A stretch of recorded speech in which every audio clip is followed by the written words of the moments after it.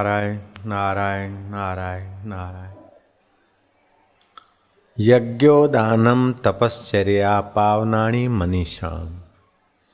यज्ञ दान અને તપ એ બુદ્ધિને પવિત્ર કરે છે।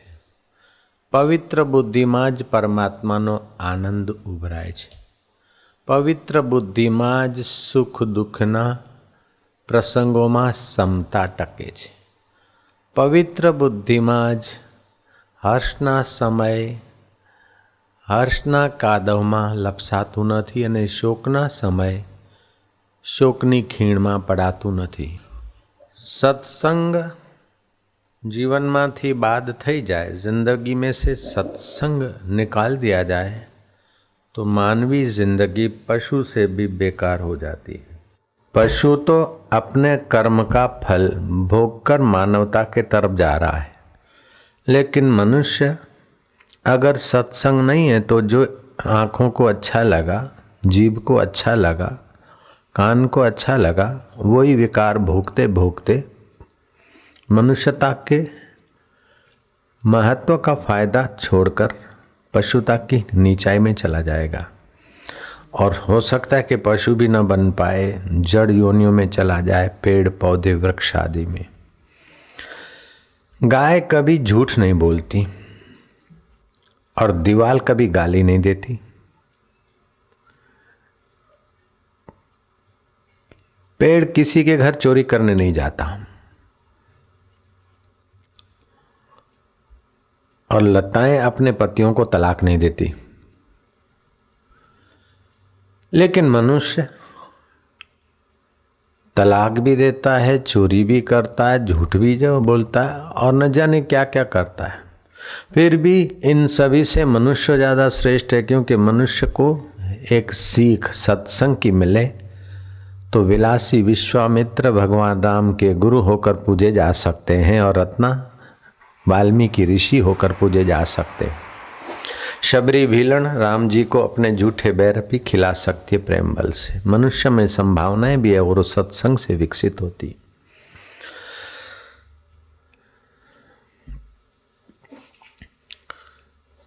भगवान ने युद्ध के मैदान में भी अपने प्रिय अर्जुन को सत्संग से संपन्न किया, तब अर्जुन ठीक से कर्तव्य निभाने में सक्षम हुआ। धर्म आपका कर्तव्य नहीं छुड़ाता, धर्म आपकी बेवकूफ़ी छुड़ाता है। धर्म आपके अंदर कर्तव्य का जो अभिमान है अथवा कर्तव्य की जो चोटें हैं या जो सुख दुख का आकर्षण है वो छुड़ाता है। कर्म आसक्ति छुड़ाता है, फल आसक्ति छुड़ाता है, न करने की आसक्ति छुड़ाता है, करने की आसक्ति छुड़ाता है। ये आसक्ति जीव को दुखदायी परिस्थितियों में धकेल दे जाती है। भगवान कहते हैं दूसरे अध्याय के 15वें श्लोक में, सम दुख सुखम धीरम सो अमृतत्वाय कल्पते। सुख दुख में सम रहने वाला धीर पुरुष अमर होने में समर्थ हो जाता है, अर्थात अपने अमर अकाल पुरुष का ज्ञान, अकाल पुरुष का आनंद और शांति पाने में समर्थ हो जाता है। सम दुख सुखम धीरम सो अमृतत्वाय कल्पते। सुख दुख में जो सम रहने की योग्यता निखार लेता है वो अमृत स्वरूप अकाल पुरुष के आनंद को, परमात्मा को पाता है। जैसा अमृत तैसी बिस खाटी, जैसा मान तैसा अपमाना, हर्ष शोक जाके नहीं वैरी मित समान, कह नानक सुन रे मना मुक्त ताहि ते जान। हमें जरा सा भूख लगती है तो मर गए मर गए मर गए, जरा सा प्यास लगती है तो छटपटाते। हमसे तो ज़्यादा दयनीय स्थिति अमेरिका वालों की। जरा सा गर्मी हुई न हुई एसी चालू, जरा सा सर्दी हुई न हुई हीटर चालू, जरा सा थोड़ा कुछ हुआ तो सुविधा सुविधा सुविधा। इतना खोखला जीवन के भारत में आते तो उनको पानी नहीं बचता है। अमेरिका का ड्राइवर हिंदुस्तान में ड्राइविंग नहीं कर सकता, लेकिन हिंदुस्तान का बंदा दुनिया के सभी शहरों में ड्राइविंग कर सकता है। हिंदुस्तान के ड्राइवर को दुनिया के किसी भी देश में ड्राइविंग करने का लाइसेंस मिल जाता है। 1939 में मित्र राष्ट्रों की सेना अफ्रीका के रणभूमि में उलझ गई थी। अन्न, जल और शारीरिक सुविधाओं की सहायताओं से उनका संबंध टूट गया था। बस रण ही रण, रण ही रण, रण ही रण, पत्थर, कंकड़ और बालू। 1 घंटा 2 घंटा नहीं, 5-25 घंटा नहीं, 50 और 60 घंटे नहीं, सतत 72 घंटे वे अन्न, जल और औषधि से विलग हो गए थे। 700 सैनिकों में से 210 बच पाए, बाकी कोई 2 घंटे में मरा, कोई 5 में, कोई 15 घंटे में, तो कोई 40 घंटे में। और 210 जो बचे उसमें 80% हिंदुस्तानी लोग ही बच पाए, बाकी के लोग स्वाहा होते गए। जांच पड़ताल की गई कि हिंदुस्तानी लोगों के यहाँ व्रत उपवास आदि है। इन सैनिकों ने व्रत उपवास करके कठिनाइयों के सिर पर पैर रखने का अभ्यास किया होगा, नहीं तो इनके माँ बाप ने तो जरूर किया होगा। दादा दादी और नाना नानी के उपवास के ही बीज इन सैनिकों को भूख और प्यास से बचाने में सक्षम हुए। महावीर ने 12 साल में 365 बार भोजन किया था। कभी 15 दिन में, कभी 5 दिन में, कभी 2 दिन में, तो कभी 1 दिन में, तो कभी 18 दिन में, और बड़े स्वस्थ थे, हट्टे कट्टे थे। 1925 में रविंद्रनाथ टैगोर का विश्व भारती संस्था में एक विद्यार्थी भर्ती हो गया।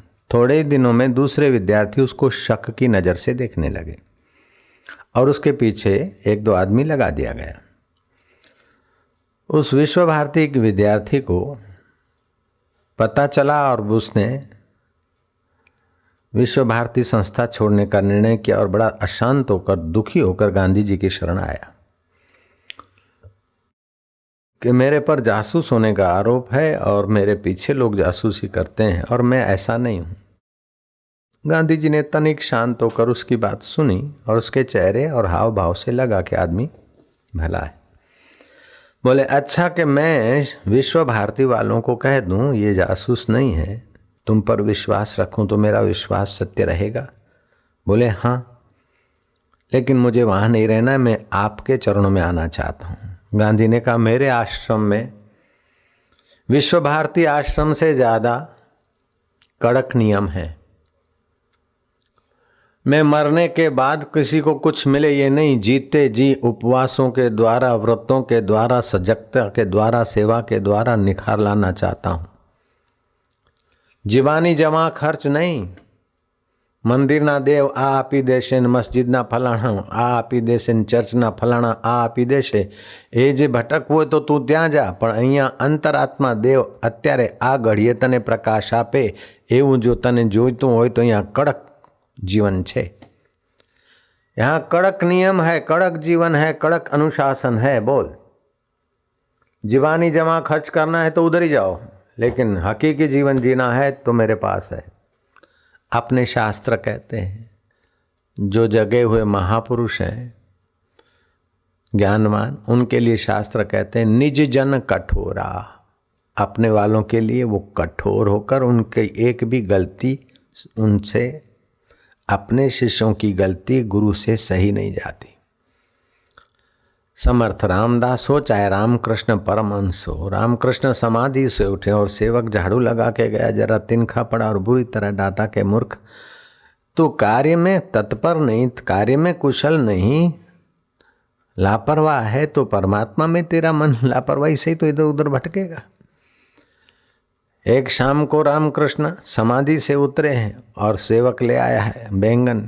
क्या भाव? बोले 2 आने शेर। अरे तो कल के बासी बैंगन है और 6 पैसे शेर की वस्तु 2 आने में कैसे लाया? वो महापुरुष जिसको 1000 अशर्फियाँ कोई देता है, बोले गंगा जी में डाल दो, मेरे को जरूरत नहीं। लेकिन चेला 2 आने की सब्जी लाया है, 6 पैसे की, 1.5 आने की चीज़ 2 आने में लाया है। तो चेले को बुरी तरह डांटा, क्योंकि उसकी लापरवाही उसको आगे चलकर खता में डाल देगी। तो गांधी जी ने कहा कि विश्व भारती से भी यहाँ कड़क नियम है। बोले मैं सारे नियम पालूंगा, लेकिन आप जैसे पुरुष की सानिध्यता मेरे जीवन में चार चांद लाएगी। वो चीनी विद्यार्थी की प्रार्थना मानकर गांधी जी ने उसको आश्रम में रखा। वो अपनी दिनचर्या करता था। एक दिन गांधी जी को चिट्ठी लिख के दे दी कि आपके पास समय कम है, फिर भी मेरे जीवन की जो समस्याएं हैं वो मैंने मुख्य लिखी है। मेरे में ये दोष थे और अब उन दोषों को दूर करने के लिए उपवास सर्वदोष विनाशक है। अर्ध निद्रा हरि अर्ध रोग हरि निद्रा सर्वदोष हरि क्षुधा। ठीक से नींद आए तो आधे रोग शमन हो जाते हैं, लेकिन मन के और तन के सभी रोग उपवास से दूर होते हैं। तो मैं 10 दिन का उपवास करूंगा। जे जाड़ी मासीओ छे ने ए समझी जाए,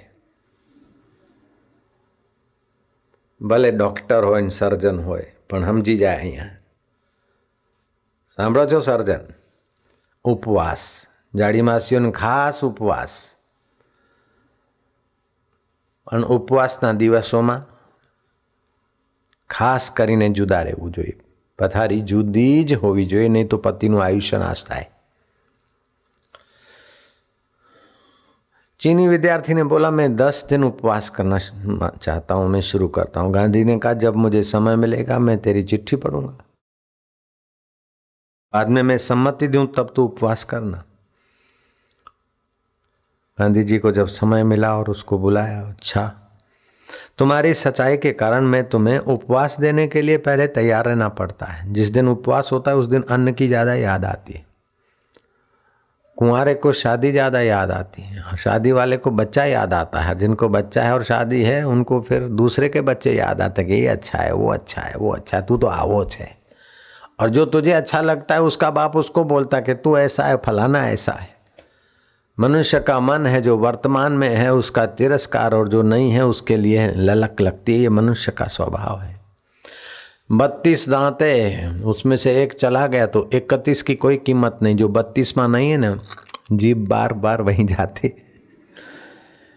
घर में 3 कमरे हैं तो एसी की कमी खुटती है, और एसी है तो फिर दूसरी की कमी खुटती है। लेकिन जिनके पास 2 कमरे उनको तीसरे कमरे की कमी खुटती है। बस कमी खोजना ये मन का स्वभाव है। मेरे पास आते लोग आशीर्वाद मांगते कि बापूजी मेरे बेटे की शादी हो गई है, ये वरकन्या को आशीर्वाद दो, और हनीमून करने को जाते हैं। कहाँ जाएंगे? बोले काश्मीर। दूसरा है, तीसरा है काश्मीर। में क्या काश्मीर तेरे पास इतना सुख है कि सब भागते शादी करके तेरे पास सुख की भीख मांगने? मैं चुपके से काश्मीर गया, किसी को बताया नहीं। एक इंजीनियर को कहा एयरपोर्ट एयरलाइन वाले को कि हम हरिद्वार जाते समय पहले काश्मीर चक्कर मारना चाहते, किसी को पता नहीं चले। हम भी देखो कैसे अटकल करते हैं। और फिर हम वहाँ तो दूध पर रहे, फल पर रहे। 1.5 दिन बराबर वहाँ का ऑडिट कर लिया। 7 स्प्रिंग, डल लेक, फूलों की घाटी है, वो सब देख। फिर वहाँ की नाव में बैठ के देखा तो 500 रुपया, 1000 रुपया, 2000 रुपया बोट हाउस में, नाव में जो छोटे छोटे घर हैं उनके। तो वो देखा तो कमरा है, दूसरा लिविंग रूम है, फैमिली रूम है, फलाना है, 5000 किराया वाला है, 2000 वाला है, 200 वाला है। ये अटैच रूमों का, अटैच लेटरिन बाथरूमों का मसाला कहाँ जाता होगा और पानी कहाँ से आता है?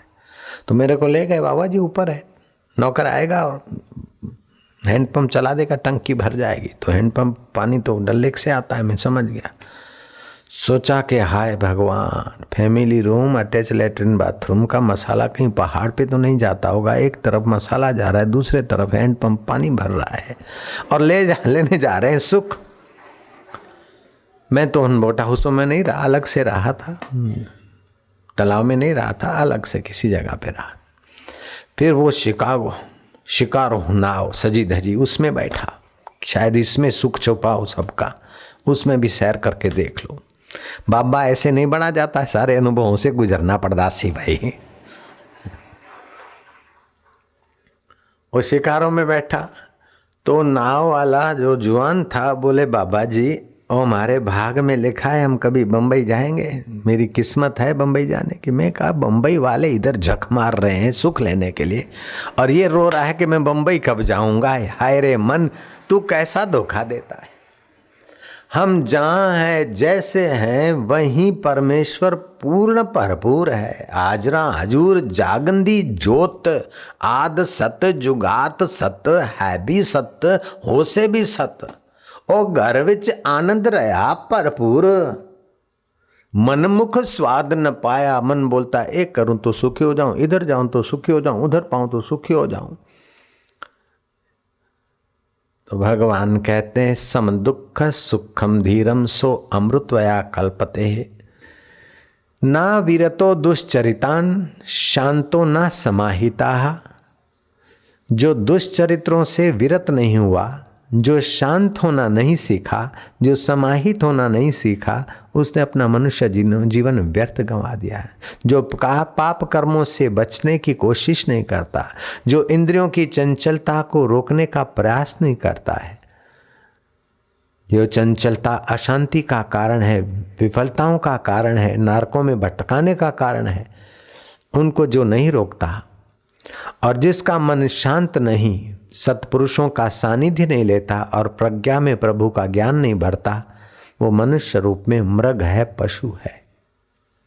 अब मैं आपकी तपस्या से तो प्रसन्न हूँ, लेकिन घंटों से आप बैठे हैं, भूख भी लगी होगी, प्यास भी लगी होगी, फिर भी मुझे डर नहीं लगता। क्यों? कि वो विद्यार्थी, चीनी विद्यार्थी 10-10 दिन तक उपवास करता है, केवल पानी ही पीता है, चाय कॉफी की तो बात क्या, एक सेव फल भी नहीं खाता, और इतना पाप दोषों से और बुरी आदतों से विनिर्मुक्त हुआ, दोषों से। गांधी जी प्रसन्न हुए और जब वो विदाई हुआ तो गांधी जी ने उसे शुभकामनाएं दी और चीन में बड़ा जाना माना अखबार का वो मुख्य संपादक हुआ। आप लोग मुख्य संपादक हो ऐसी मैं नहीं भावना करता हूँ, आप लोग कहीं भी हों, लेकिन व्रत उपवास के द्वारा तुम्हारा शरीर स्वस्थ, मन प्रसन्न और बुद्धि में हौसला बुलंद रहे। ये छोटे आदमी की पहचान है कि जरा सी उपलब्धि हो और हर्षित हो जाए। ये छोटे आदमी की पहचान है कि जरा सा घाटा हो और दुखी हो जाए, परेशान हो जाए। जैसा अमृत तैसा बिस खाटी, जैसा मान तैसा अपमाना, हर्ष शोक जाके नहीं वैरी मित समान, कह नानक सुन रे मना मुक्त ताहि ते जान। ब्रह्म ज्ञान का सत्संग सुनने को जो 4 कदम चल के आते, एक एक कदम यज्ञ का फल देता है। श्रद्धा से बैठते भक्ति योग होता है, सुनते ज्ञान योग का फल होता है, और जब नाम स्मरण करके आनंदित होते तो महाराज जप यज्ञ का फल फलित होता है। ओम नमः शिवाय। ओम शांति, ओम शांति। होठ बंद, जीभ ऊपर नहीं नीचे नहीं, बीच में तालू में लगे। 1 मिनट रोज करो, फिर जप करो, बरकत होगी। गुरु को, भगवान को अथवा स्वस्तिक को एकटक देखो 1 मिनट, फिर गुरु का, भगवान का मानसिक पूजन करो, फिर ध्यान करो, बड़ी बरकत आएगी। जो जपते हैं, जप तो करते हैं, लेकिन भगवान और गुरु की पूजा मानसिक नहीं करते, आराधना, उनके जप में उतना आनंद नहीं आता जितना गुरु पूजन, मानसिक भगवान का, गुरु का पूजन करने से जप ध्यान में बरकत आती है। 1 मिनट के लिए आँख की पलकें न गिरे, टिकटिकी लगाकर गुरु को, भगवान को देख के फिर ध्यान करो, बरकत आएगी। जप करो, बरकत आए। पीड़ोद्भवति सिद्धया, जो धर्म के लिए, ईश्वर के लिए पीड़ा या कष्ट सहता है, वो एक प्रकार की सिद्धि पाता है।